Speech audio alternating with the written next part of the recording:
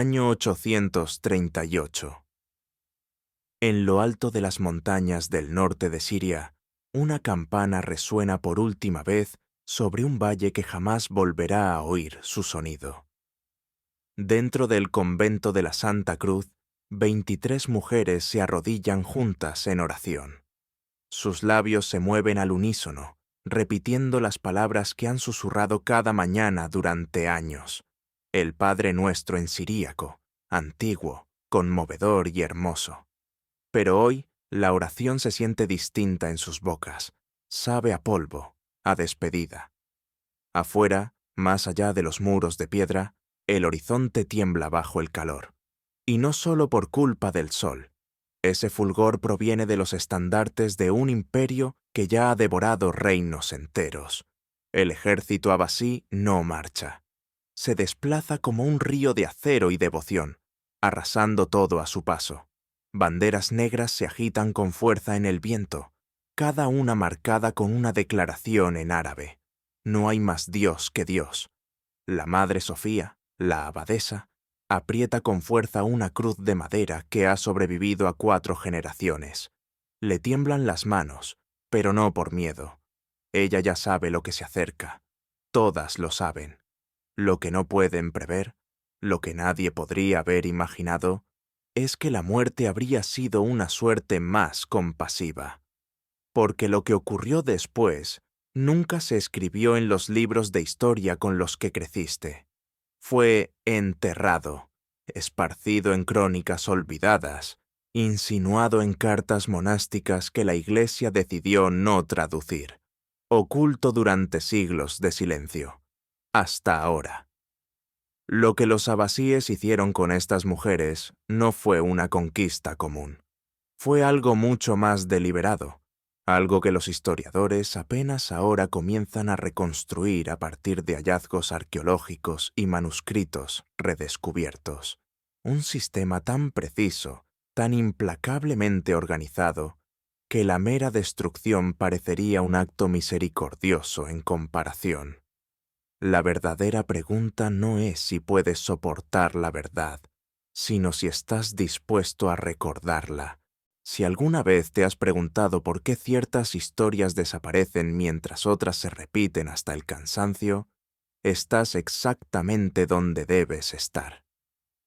En este canal excavamos en archivos que el mundo ha olvidado. Registros abasíes, cartas monásticas cristianas, crónicas árabes posteriores, fragmentos preservados en iglesias orientales. Cada visualización, cada me gusta, cada suscripción nos ayuda a rescatar una voz más de la oscuridad. Ahora volvamos a ese convento, porque la campana ha enmudecido y las puertas están a punto de ceder. Si alguna vez te cuestionaste por qué ciertos relatos desaparecen del registro histórico, esta es una de esas historias, el Califato Abasí. Puede que reconozcas el nombre por la edad de oro del Islam, la época de Harún al-Rashid y los cuentos de las 1001 noches, Bagdad, la ciudad de la paz, donde sabios de 3 continentes se reunían para traducir filosofía griega, trazar los cielos y fundar la casa de la sabiduría, donde florecieron la medicina, las matemáticas y la poesía. Todo eso es cierto, pero la verdad tiene capas, porque el mismo imperio que dio origen a Al-Juarizmi y su álgebra también creó otra cosa, un método para tratar con los pueblos conquistados, para absorberlos, convertirlos, o eliminar aquello que se resistiera a ser asimilado. Y las comunidades cristianas en la frontera bizantina, sacerdotes, monjes, monjas, eran recordatorios visibles de una fe distinta, de una visión del mundo distinta, de una lealtad distinta. Los abasíes entendieron algo que la mayoría de los conquistadores jamás llega a comprender del todo. No destruyes a un pueblo matándolo, lo destruyes borrando su identidad. Esta historia muestra cómo funcionaba esa máquina, no solo mediante espadas y fuego, sino también a través de libros contables, mercados de esclavos, burócratas palaciegos, y lo que un cronista bizantino llamó la guerra espiritual oculta. Es la historia de lo que ocurrió cuando la fe chocó con el imperio, cuando 23 mujeres se negaron a convertirse, y cómo respondió el sistema abasí.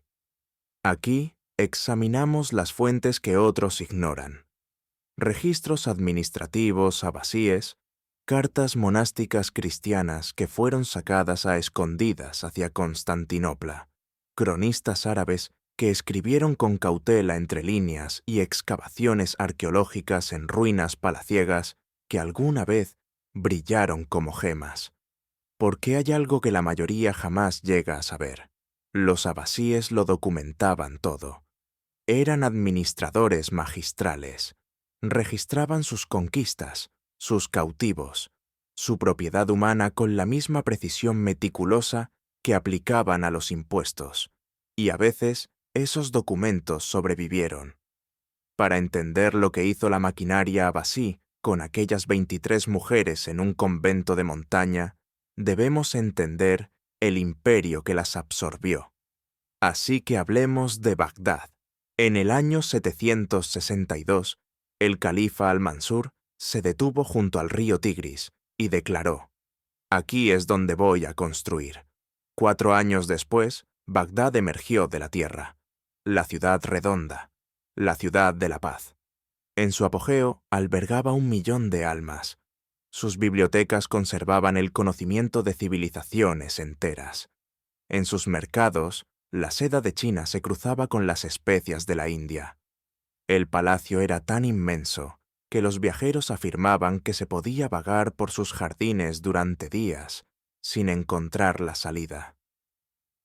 El imperio abasí se extendía desde las costas atlánticas del norte de África hasta los límites de la India. Era el centro del mundo, y lo sabía. Pero los imperios no se forjan solo con poesía y filosofía. Se construyen mediante la conquista, y los abasíes perfeccionaron un arte que los imperios anteriores apenas comenzaban a comprender: la gobernanza de poblaciones sometidas. En regiones controladas, cristianos y judíos vivían como dhimmi, protegidos, sí, pero incuestionablemente subordinados. Pagaban impuestos especiales. No se les permitía construir nuevas iglesias sin aprobación oficial. No podían testificar contra musulmanes en los tribunales, pero aún conservaban la libertad de practicar su fe, ejercer sus oficios y llevar una vida cotidiana dentro de los límites impuestos por el imperio. Esa era la política escrita. En la frontera, la realidad era otra. Las tierras entre los bizantinos y los abasíes eran una herida abierta que nunca cicatrizaba, una línea irregular que cruzaba valles y montañas, donde los ejércitos chocaban cada pocas estaciones, donde los pueblos cambiaban de manos de la noche a la mañana, donde uno podía despertar bizantino y acostarse bajo dominio abasí, o al revés. Y en ese espacio incierto, las reglas eran crudas. Resistirse significaba ser capturado. Ser capturado significaba la esclavitud, y la esclavitud equivalía a ser borrado. Las comunidades cristianas de la frontera, monasterios, conventos, puestos fortificados, no eran solo poblaciones a administrar, eran símbolos. Cada campanada que sonaba recordaba que el cristianismo bizantino aún no había desaparecido. Cada monje copiando manuscritos griegos mantenía con vida una cultura rival. Cada monja orando en siríaco demostraba que la fe podía sobrevivir al acero y al fuego. Los abasíes comprendieron esto con una claridad que debería inquietarte. Matar convierte a la gente en mártires, y los mártires encienden la resistencia. Nacen canciones, se difunden relatos, y los muertos se transforman en santos. No puedes borrar un pueblo convirtiendo sus muertes en leyenda. Así que los abasíes usaron otro método: capturar, convertir, asimilar. Y si la conversión fracasaba, entonces capturar y silenciar. tomar los símbolos vivos y convertirlos en siervos silenciosos, arrebatar a las monjas y sacerdotes que representaban otro mundo, y quebrarlos hasta que incluso sus nombres se desvanecieran de la memoria. No era crueldad gratuita, era política calculada. Para el año 838, ese ciclo ya era rutinario. Las incursiones fronterizas arrastraban a miles de cautivos cada año hacia Bagdad y Samarra. Los hombres eran convertidos en obreros, soldados o eunucos. Las mujeres se convertían en sirvientas, concubinas o madres de futuras generaciones. Los niños eran criados como musulmanes y sus orígenes cristianos se desvanecían como humo.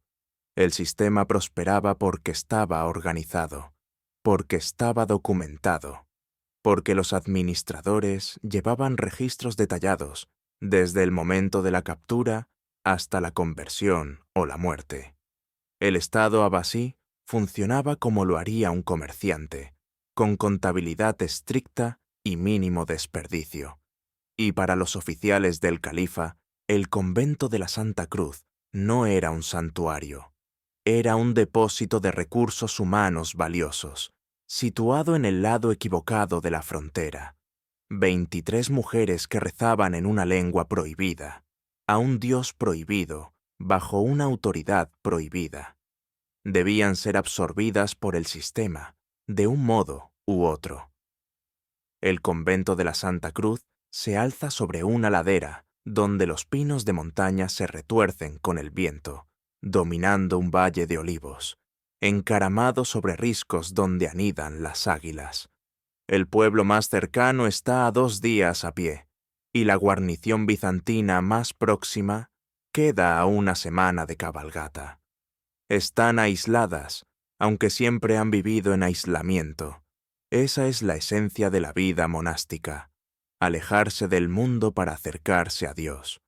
Las mujeres que viven allí no son guerreras, son sanadoras, estudiosas, cuidadoras. Cultivan hierbas en el huerto detrás de la capilla, copian manuscritos a la luz de las velas, atienden a aldeanos que suben la montaña con fiebres, huesos rotos o almas heridas. La Madre Sofía ha sido abadesa durante 12 años. Antes de eso, era hija de un médico de Antioquía. Aprendió griego y siríaco antes de cumplir 10 años, y ya dominaba la medicina y el arte de colocar huesos antes de los 15. Cuando la peste arrasó con su familia en el año 824, ingresó al convento no para huir del mundo, sino para comprenderlo. Allí encontró sentido, orden y una manera de transformar su dolor en servicio. La hermana Elena tiene 70 años. Lleva más tiempo en el convento que cualquier otra, 46 años. Ha sobrevivido a 3 abadesas, 2 califas y más conflictos de los que puede contar. El miedo a la muerte la abandonó hace mucho. Ahora la espera con la serenidad de quien ha visto al mundo levantarse, caer y levantarse otra vez. La hermana Miriam tiene 19. Aún lleva en las palmas las marcas endurecidas del trabajo en la granja de su padre.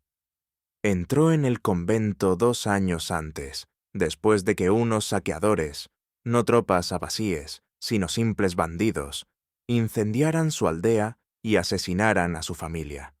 Su hermano mayor intentó protegerla y murió lentamente en el polvo, mientras ella se escondía dentro de un tonel de grano. El convento fue el primer lugar donde volvió a sentirse a salvo, el único donde las pesadillas no la perseguían cada noche. Las otras 20 hermanas son una mezcla de edades y orígenes, algunas ancianas, otras jóvenes, algunas instruidas, otras apenas alfabetizadas. Algunas eligieron esta vida, otras fueron empujadas a ella, pero juntas forman una comunidad. Rezaban como una sola voz, trabajaban lado a lado y compartían los alimentos en una única mesa de madera, partiendo pan y aceitunas con una gratitud ya olvidada en las ciudades. Sus días seguían un ritmo más antiguo que la propia dinastía abasí. Maitines antes del alba, laudes al amanecer, tercia y sexta con el sol en lo alto, nona al declinar, vísperas al anochecer, completas tras la caída de la noche. Entre los momentos de oración había trabajo, copiar manuscritos, preparar medicinas, hornear pan, cuidar de los aldeanos enfermos del valle. Era una vida sencilla, tranquila, una vida que muchos considerarían asfixiante, pero era suya, hasta la mañana en que un campesino local llegó a su puerta con una noticia que heló la sangre de la madre Sofía. Jinetes, vistos en el valle, banderas negras, más de las que podía contar. El campesino no espera una respuesta. Ya está corriendo de regreso montaña abajo para advertir a su propia aldea, aunque ambos saben que no servirá de nada. El valle es una cuenca con una sola salida, y las fuerzas abasíes ya están cerrándola. La madre Sofía reúne a las hermanas en la capilla. Se arrodillan dentro del fresco salón de piedra, donde delgadas franjas de luz atraviesan las estrechas ventanas. No hace falta explicación. Todas han oído las historias. Otros conventos, otros monasterios, otras comunidades cristianas que se negaron a convertirse. Algunas aceptaron la elección y abrazaron el Islam. Esas mujeres aún viven en algún lugar, bajo nuevos nombres, con nuevas identidades. Algunas recibieron la opción y la rechazaron. Esas comunidades ya no existen, y no solo porque fueron destruidas, aunque algunas lo fueron, sino porque fueron absorbidas y dispersadas hasta que no quedó nada. Sus nombres se deshicieron en el olvido. La madre Sofía recorre los rostros de sus hermanas. Algunas lloran, otras rezan, y unas pocas miran fijamente el altar, esperando un milagro que ya saben que no llegará. No mentiremos, les dice. No fingiremos. No nos convertiremos en algo que no somos solo para sobrevivir. Somos esposas de Cristo. Si nos ordenan negarlo, nos negaremos. La voz de la hermana Miriam es tan suave que apenas se oye. ¿Y entonces qué será de nosotras? La madre Sofía no responde. No tiene respuesta. Ninguna la tiene. Afuera, el estruendo de los cascos se hace más fuerte, más cercano. El polvo oscurece el horizonte. La campana suena por última vez. La madre Sofía tira de la cuerda ella misma, lentamente, cada toque cargado de intención. Una advertencia, una oración, una despedida. Y entonces, las puertas estallan. Llegan al amanecer, no con fuego, no con gritos, sino con una precisión helada. 3 docenas de jinetes entran en el patio, visten mallas metálicas y portan espadas curvas, pero ninguno desenvaina su arma. Aún no. Detrás de ellos aparecen 2 hombres más, vestidos de manera distinta. Uno lleva el atuendo de un erudito o un administrador. El otro viste con sencillez, pero su sola presencia deja claro que está acostumbrado a la obediencia inmediata. Así es como funcionan los imperios. Los soldados imponen, los administradores organizan, y juntos su coordinación vuelve inútil cualquier intento de resistencia. El hombre del atuendo sencillo examina el convento como un mercader evalúa su mercancía.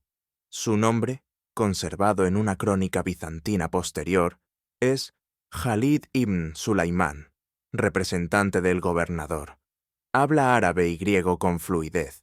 No es la primera vez que hace esto. Las hermanas están reunidas en el patio, escoltadas desde la capilla por soldados que evitan tocarlas. Todavía no. La oferta formal siempre viene primero. Es el procedimiento. Khalid desenrolla un pergamino. Su voz es firme, casi indiferente, al leer en griego. Por orden del califa y líder de los creyentes, todos los súbditos de las tierras conquistadas reciben la protección y compasión del Islam. Quienes acepten la verdadera fe gozarán de todos los derechos de los creyentes. Quienes permanezcan cristianos podrán vivir como dhimmi y pagar el impuesto jizya. Quienes rechacen la autoridad del califa enfrentarán las consecuencias de la rebelión. Las palabras flotan en el aire matutino, como el humo de un fuego que se extingue. Las hermanas miran a la Madre Sofía. Ella da un paso al frente. Su voz es serena, aunque el corazón le late con fuerza en el pecho. Agradecemos la oferta del califa, pero nuestras vidas ya pertenecen a otro rey. No podemos servir a dos señores. Seguiremos siendo lo que somos. Khalid no muestra sorpresa. Si acaso, parece discretamente satisfecho. Como si hubiera anticipado esta respuesta, quizás incluso la prefiriera. Hace una señal y los soldados avanzan. Entonces se les permitirá tiempo para reconsiderarlo. 3 días. Recibirán comida y agua. Si tras 3 días abrazan la razón, se les asignará al servicio del hogar de un gobernador local como sirvientas. Si persisten en su obstinación, serán escoltadas hasta Bagdad para que el califa juzgue su caso personalmente. No explica en qué consiste ese juicio. No hace falta. Las hermanas son obligadas a entrar en su propia capilla. La puerta se asegura desde fuera. Oyen cómo se cierra, cómo cae el grueso travesaño. Luego, el silencio. No absoluto.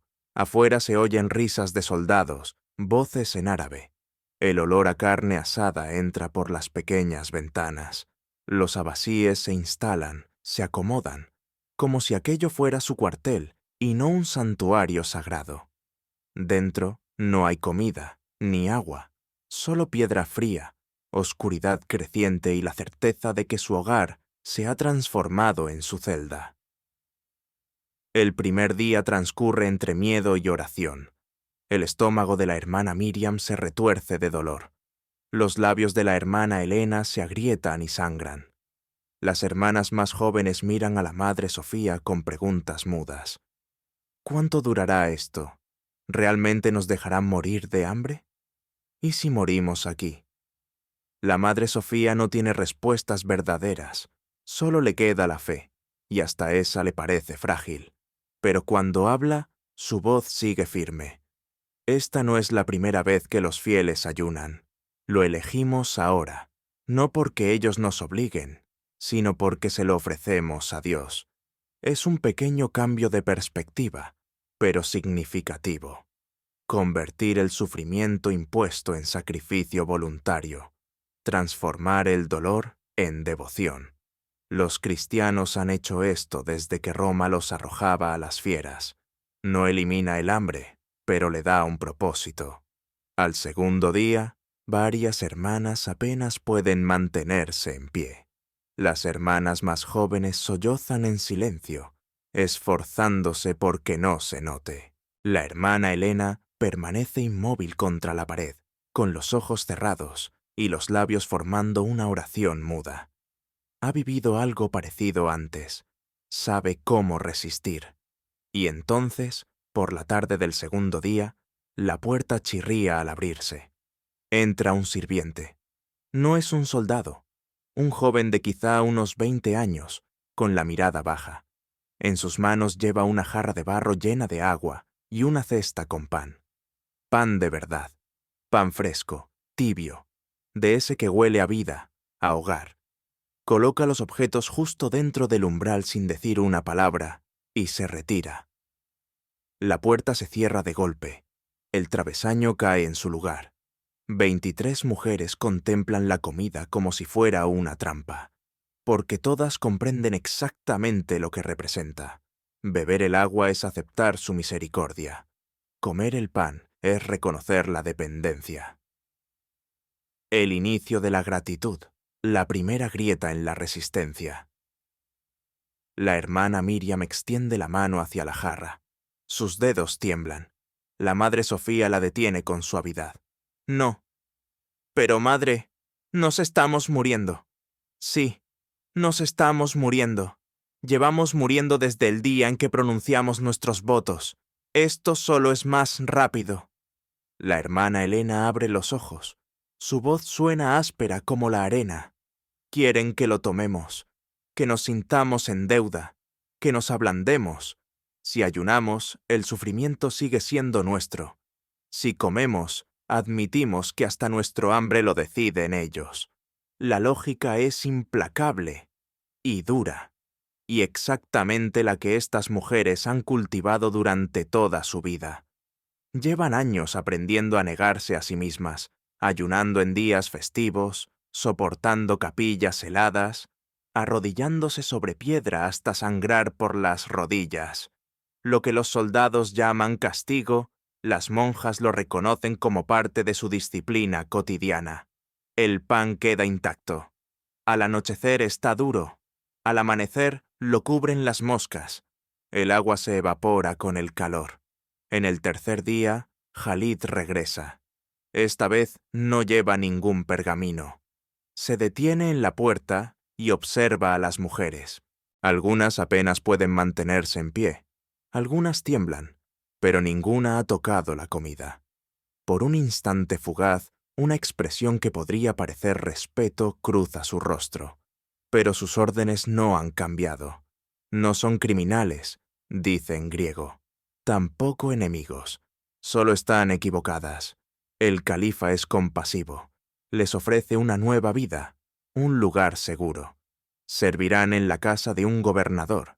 Tendrán ropa, comida, tareas acordes con su educación. Todo lo que deben hacer es pronunciar las palabras. No hay más Dios que Dios, y Mahoma es su mensajero. 6 palabras, nada más. Silencio. Oh, continúa Jalid, pueden venir con nosotros a Bagdad. El propio califa juzgará su caso. Quizá su fe lo conmueva, quizá les muestre indulgencia. Pero el camino es largo, y los débiles rara vez llegan al final. No es una amenaza, es una certeza. La madre Sofía lo mira a los ojos. Está exhausta, sedienta, vacía. Pero su voz sigue firme. Caminaremos. La sonrisa de Jalid es delgada. Muy bien. Partimos al amanecer. Esa noche, las hermanas se abrazan en la oscuridad. Nadie habla, pero la hermana Miriam comienza a tararear. Un himno que solían cantar en vísperas, una melodía más antigua que cualquiera de ellas. Poco a poco, una voz tras otra se une. Voces débiles, quebradas, pero aún voces. Afuera, los soldados las oyen. Algunos se detienen a escuchar, otros apartan la mirada. Uno de ellos más tarde contará a su nieto la historia de unas mujeres que cantaron su camino hacia la muerte. Pero esa memoria desaparecerá como todo lo demás.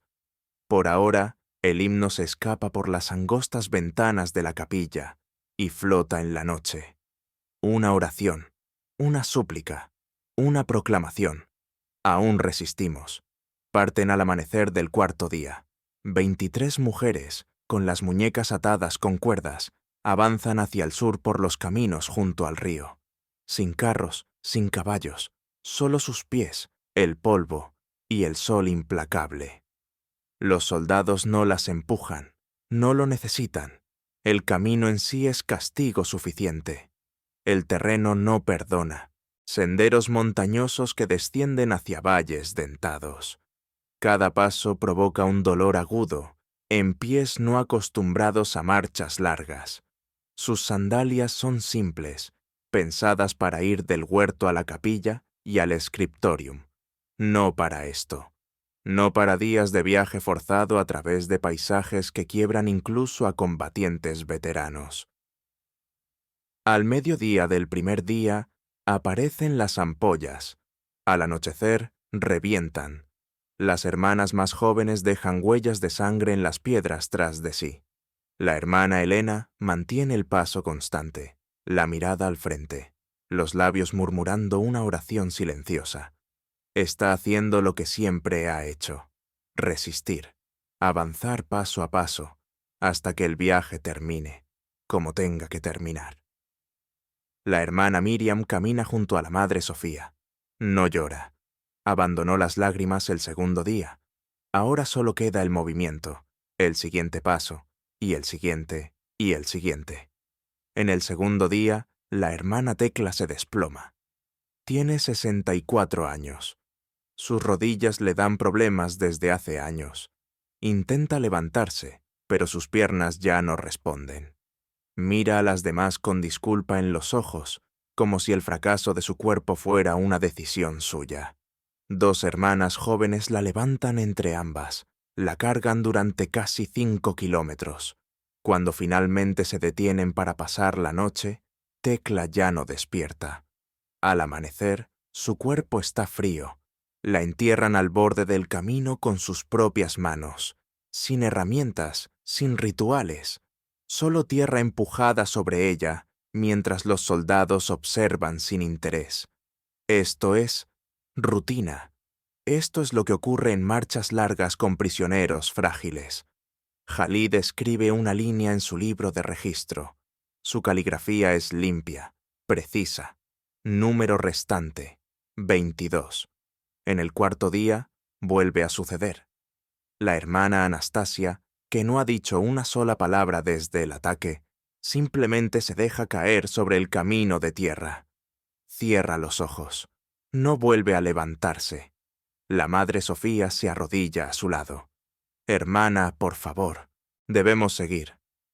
Los ojos de Anastasia se abren lentamente. Están tranquilos, extrañamente serenos. No, he terminado. Estoy volviendo a casa. Se refiere al cielo, o a la muerte, o quizá a ambas cosas a la vez. La dejan sentada donde está. ¿Qué otra opción tienen? ¿Cargarla?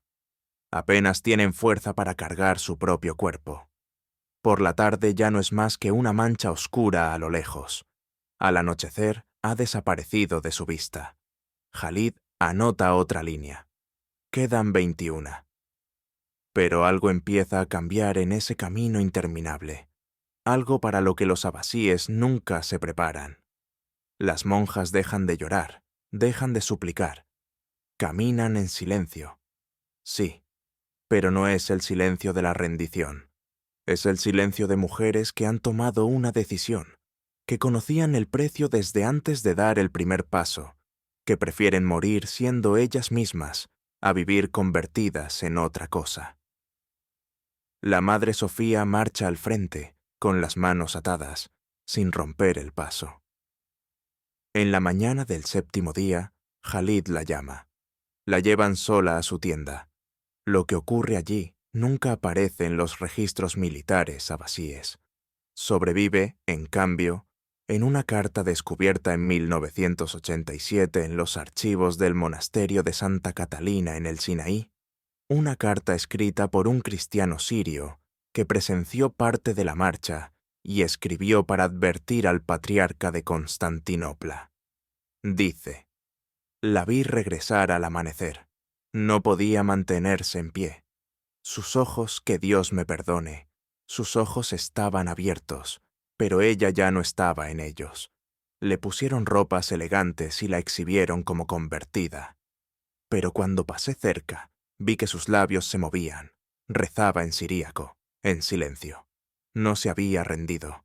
Solo se llevaron su cuerpo y dejaron su alma vagando. Este es el método abasí, del que nunca te hablan. No querían mártires. Los mártires inspiran rebelión. Se escriben canciones, se difunden relatos. Los muertos se alzan como santos. Querían fantasmas vacíos, mujeres que respiraran, hablaran, obedecieran, pero que nunca volvieran a ser completas. Recordatorios vivientes de que la resistencia no sirve. Advertencias silenciosas para quien creyera que la fe puede resistir al imperio. La madre Sofía sigue viajando con ellas hasta el río, pero no vuelve a hablar. No cruza una sola mirada. Está presente, pero no está. Las hermanas más jóvenes rompen a llorar al verla. Las mayores solo rezan con más fuerza. Llegan a la ciudad fluvial de Raqqa en el 8º día. El Éufrates se extiende ancho y turbio, cargando mercancías de todo el continente. La ciudad está viva con el comercio. Barcazas mercantes, naves militares, transbordadores de peregrinos y barcos de esclavos. Las monjas son subidas a una galera diseñada no para el confort, sino para el control. Filas de bancos, anillos de hierro fijados en las tablas, cadenas. No es una nave de pasajeros, es un mecanismo para transportar seres humanos de un punto del imperio a otro. 21 mujeres son encadenadas a los bancos, con las muñecas sujetas al hierro frío.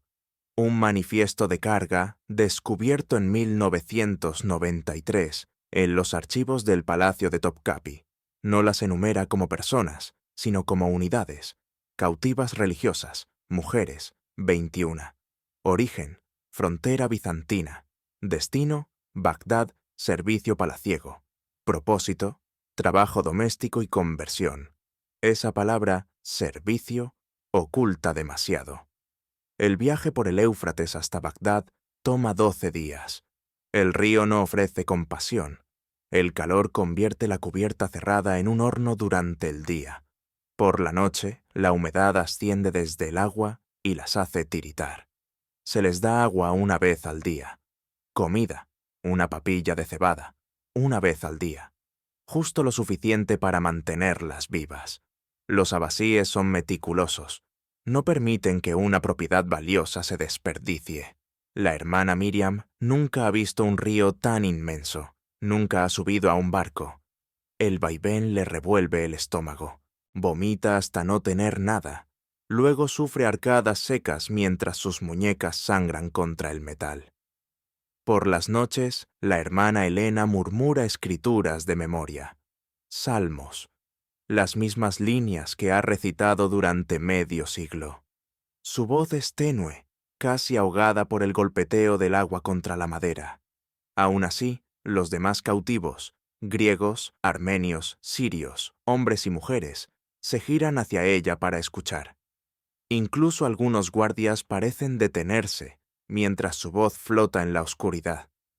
Al 12º día, la galera dobla una curva, y Bagdad se alza ante ellas, la ciudad de la paz, el corazón del poder abasí, minaretes que se elevan como dedos tocando el cielo, muros circulares de la ciudad redonda, jardines que desbordan hacia el río, puentes que se arquean sobre el Tigris, palacios que brillan pálidos bajo el sol de la mañana. Es la visión más sobrecogedora que ninguna de ellas ha contemplado jamás, y se convertirá en su tumba. La galera atraca en un muelle abarrotado de mercaderes, soldados, esclavos y viajeros. Bagdad a media mañana es caos, colores vivos y un estruendo de lenguas mezcladas. Comerciantes de seda de China, vendedores de especias de la India, pensadores griegos debatiendo con poetas árabes, cargadores africanos llevando marfil, escribas persas con rollos bajo el brazo. Este es el centro del mundo, y las 21 mujeres encadenadas no significan nada dentro de él. Son conducidas por calles enredadas que se curvan como ríos. Pasan junto a mercados donde el aire se vuelve espeso y dulce por los perfumes. Junto a cafeterías donde los hombres se reclinan sobre cojines y debaten teología. Junto a madrasas donde los niños recitan versos del Corán. La gente se detiene y los observa. Monjas cristianas encadenadas no son una visión común, ni siquiera en un imperio construido sobre la conquista. Algunos susurran, otros señalan. Otros simplemente miran con esa curiosidad vacía que se reserva para criaturas extrañas. Una monja, la hermana Miriam, murmura: «Estamos en el centro del mundo, y sin embargo no somos nada dentro de él». Pasan cerca de la gran mezquita y escuchan el llamado a la oración que resuena desde su altísimo minarete. El sonido es sobrecogedor, hermoso incluso. Una melodía que sube y baja como el agua corriente. Pero para las mujeres encadenadas es el sonido de ser borradas. Llegan a los terrenos del palacio, no a la entrada principal por donde pasan los enviados extranjeros, no a los jardines elegantes por donde pasean los visires. Las conducen por la parte trasera, por unas escaleras de piedra que descienden hacia la oscuridad, a través de una entrada de servicio, por pasillos que huelen a humedad, humo y cuerpos demasiado apretados, siempre hacia abajo, hacia la maquinaria oculta del palacio. La sala a la que entran está bajo tierra, techo bajo, sin ventanas, iluminada por una sola lámpara de aceite cuya luz genera más sombras que claridad. Un eunuco de ojos apagados lee desde una tablilla de arcilla. Ahora pertenecen a la casa del califa. Recibirán nuevos nombres. Se les asignarán tareas.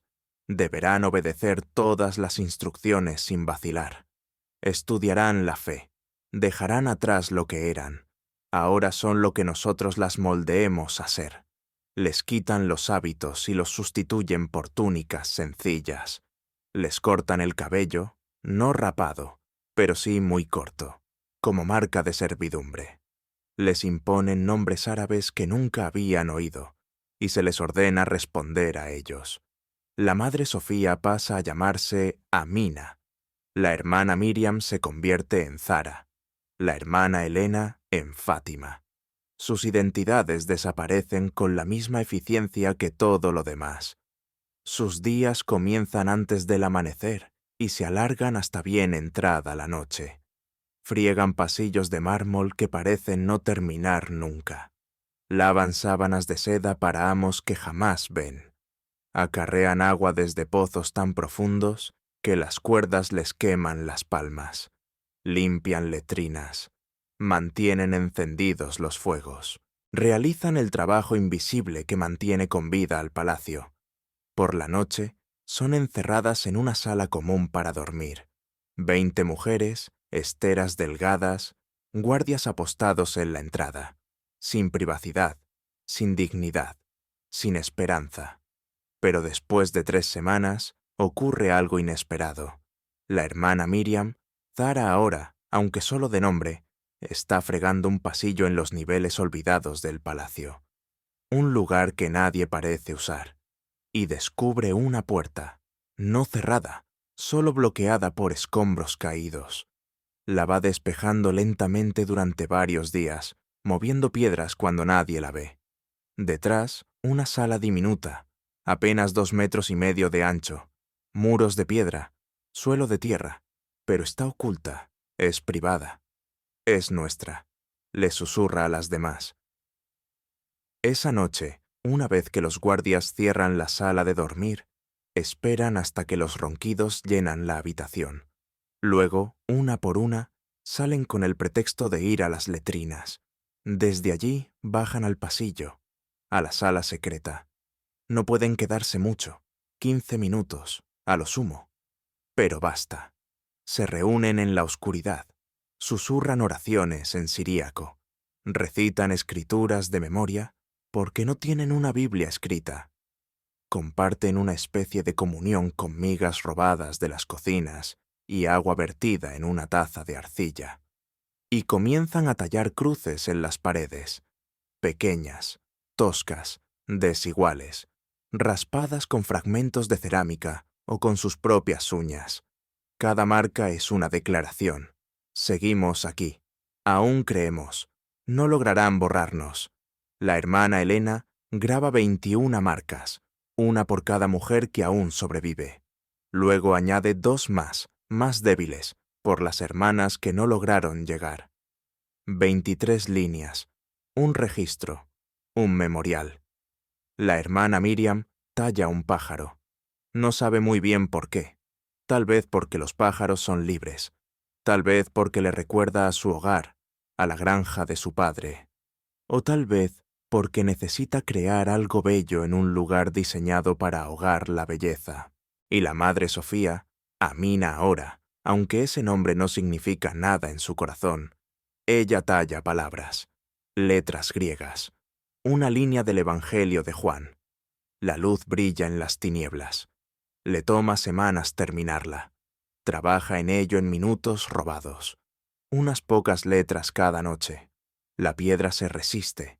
Sus uñas se parten y sangran, pero sigue tallando, porque si es allí donde morirán, y todas saben que es muy probable, están decididas a dejar evidencia, a dejar una marca que diga: vivimos, resistimos, nos negamos a desaparecer. Saltemos en el tiempo. 1187 años después. En 2009, arqueólogos excavan los restos del complejo palaciego abasí en Samarra, al norte de Bagdad. El sitio ha sido saqueado, bombardeado, edificado encima, olvidado.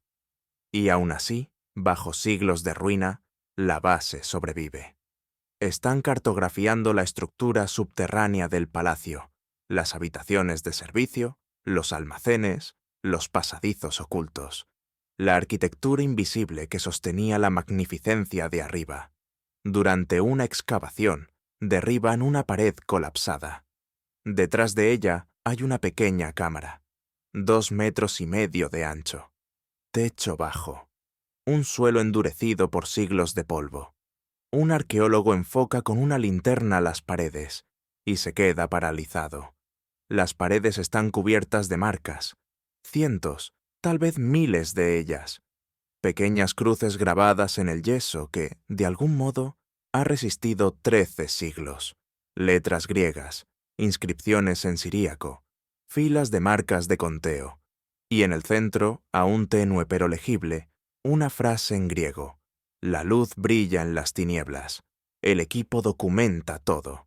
Llaman a especialistas, epigrafistas capaces de descifrar griego antiguo, historiadores expertos en la era abasí, conservadores capaces de datar el yeso. Las pruebas no dejan dudas.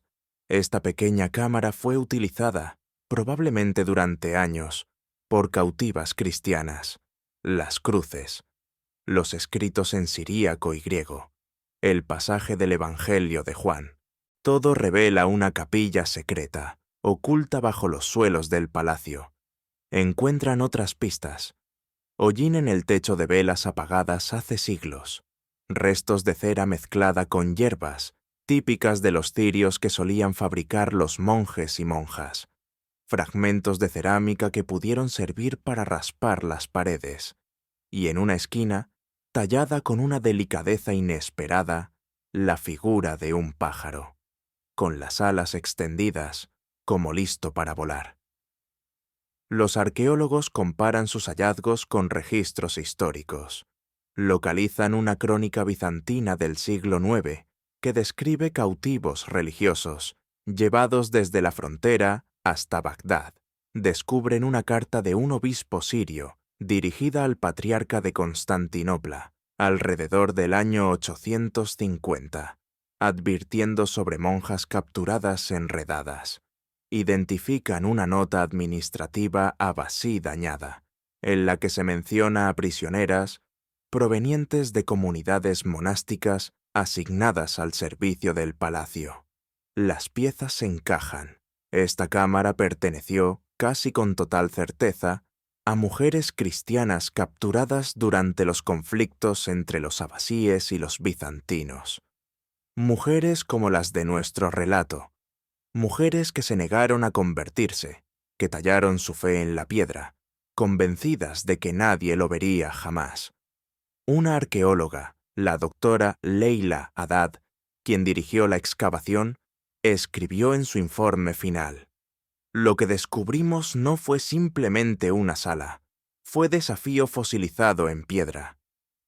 Estas mujeres sabían que probablemente morirían en cautiverio, pero dejaron un mensaje, dejaron prueba de que vivieron, prueba de que resistieron, prueba de que se negaron a ser borradas.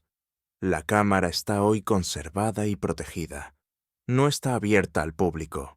El sitio sigue siendo estructuralmente inestable, pero las fotografías han sido publicadas.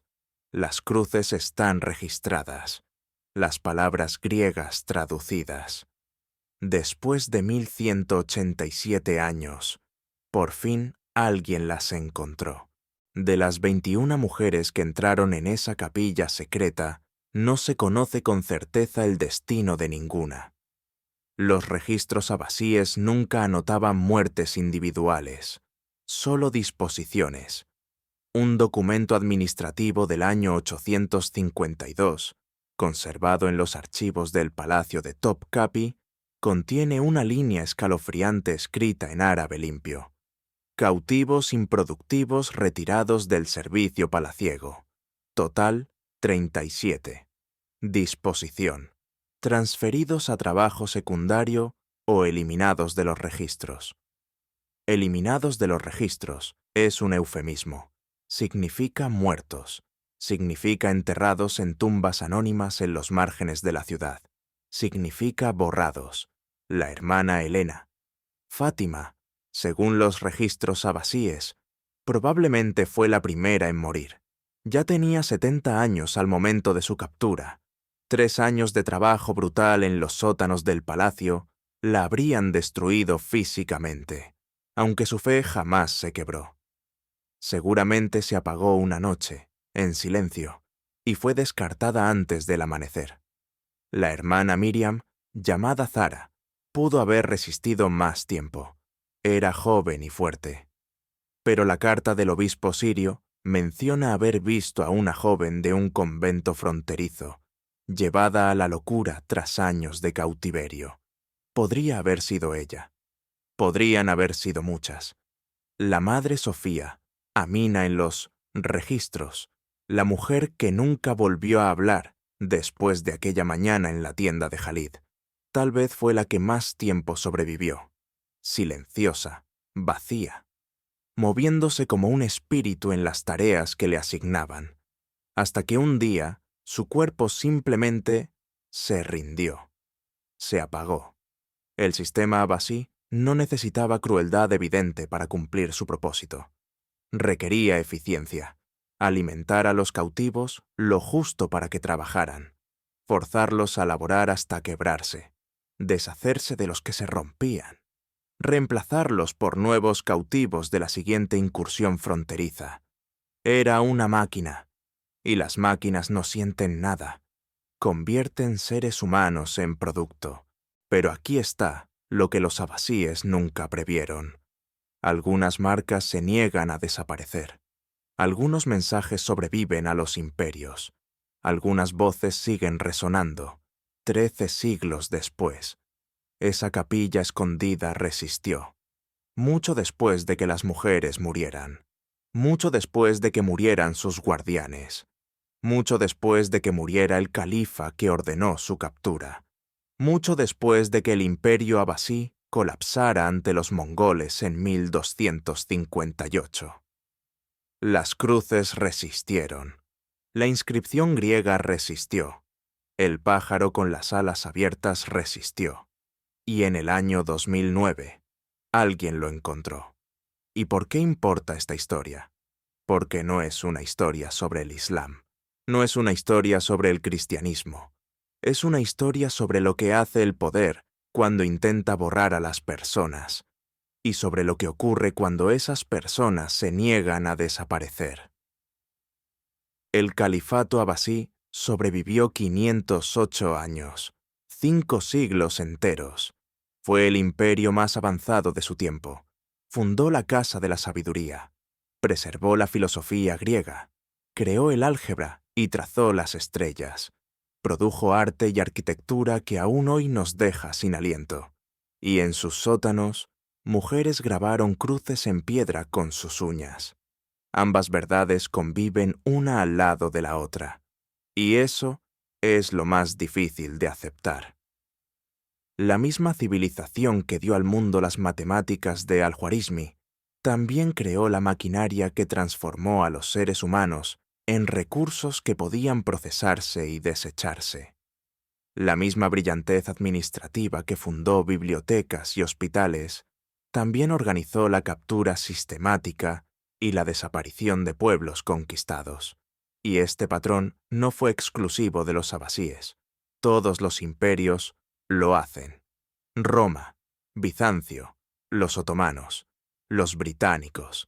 Toda gran potencia en la historia ha crecido, al menos en parte, devorando a quienes vivían en sus márgenes. Pero hay algo que los constructores de imperios nunca logran entender.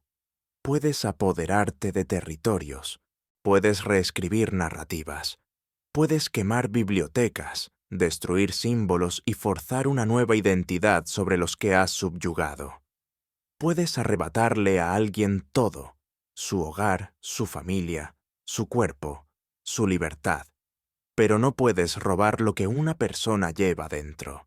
No puedes silenciar lo que alguien se atreve a grabar en piedra. 21 mujeres, cuyos nombres verdaderos se han perdido, se negaron a desaparecer. Se reunieron en una cámara oculta bajo uno de los palacios más poderosos del mundo y rezaron en una lengua prohibida.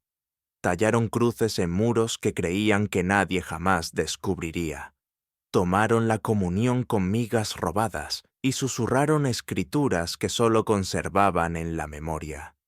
Hicieron todo esto sabiendo que la muerte era casi segura, sabiendo que no llegaría ningún rescate, sabiendo que sus familias nunca conocerían su destino, pero resistieron, porque la fe verdadera, no la pública, no la ritual, no se trata de esperar un milagro, se trata de negarse a rendirse, incluso cuando rendirse parece la única decisión racional. El imperio abasí cayó en el año 1258, cuando los mongoles invadieron Bagdad. Se dice que el Tigris corrió negro con la tinta de todos los libros arrojados al río. Los palacios ardieron. Los califas fueron asesinados. La Edad Dorada terminó. Pero las palabras grabadas en aquellas piedras sobrevivieron. La luz brilla en las tinieblas. Piénsalo. Un imperio que se extendía por 3 continentes, que comandaba ejércitos, eruditos, riquezas inimaginables, que remodeló la mitad del mundo conocido, fue desafiado, silenciosamente, en la sombra, por mujeres armadas solo con uñas y fe. Y las mujeres vencieron, no según los estándares de victoria que usan los imperios. Nunca regresaron a su convento. Nunca convirtieron a sus captores, nunca vivieron lo suficiente para conocer la libertad, pero dejaron un rastro, y 13 siglos después, lo encontramos. Tú hiciste exactamente lo que ellas esperaban que alguien hiciera. Miraste atrás, diste testimonio de su historia, aprendiste los nombres que hoy les damos, ya que los suyos se han perdido. Viste su resistencia, recordaste. Eso es lo que querían. No venganza, no redención. Solo memoria, solo la dignidad básica de no ser borradas por completo del mundo. Si esta historia te indignó, te entristeció, te estremeció, o todo a la vez, entonces su resistencia ha triunfado.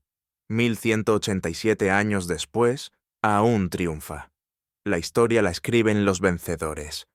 Pero la memoria pertenece a quienes se aferran, y a veces sobrevivir significa una cruz tosca tallada en la oscuridad, donde ningún ojo debía verla. Una oración susurrada en una lengua que los conquistadores intentaron extinguir. Un pequeño pájaro grabado en la piedra para recordar el vuelo. El filósofo Søren Kierkegaard escribió que vivimos hacia adelante, pero comprendemos mirando hacia atrás. Estas mujeres vivieron hacia adelante en la oscuridad.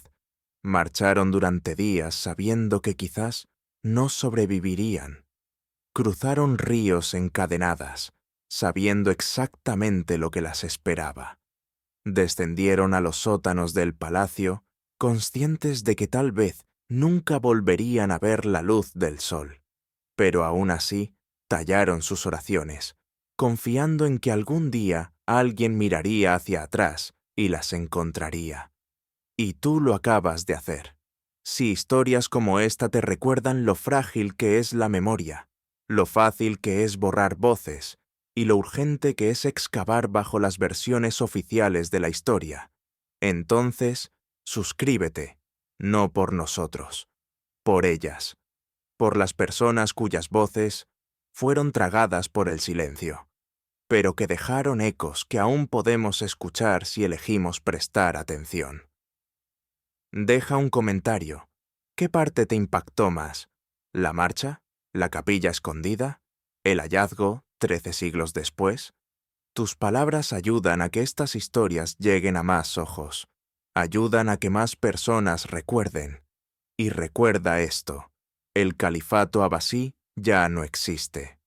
Sus palacios yacen en ruinas, su esplendor es hoy solo historia. Pero esas marcas en la piedra permanecen. Esa frase en griego, apenas visible tras 1187 años, aún habla. La luz brilla en las tinieblas, y las tinieblas no la vencieron. Las monjas del convento de la Santa Cruz debían desaparecer. Ese era el plan. Capturarlas, convertirlas, quebrarlas, borrarlas, reducirlas a notas al pie en registros palaciegos, volverlas fantasmas. Pero no se desvanecieron. Permanecen.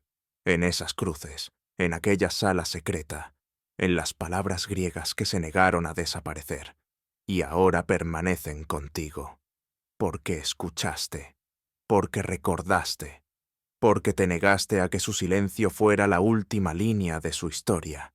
Suscríbete para mantener vivas historias como esta, porque hay voces que deben oírse, incluso si fueron silenciadas hace 13 siglos. Especialmente entonces, la luz brilla en las tinieblas, y tú acabas de demostrarlo.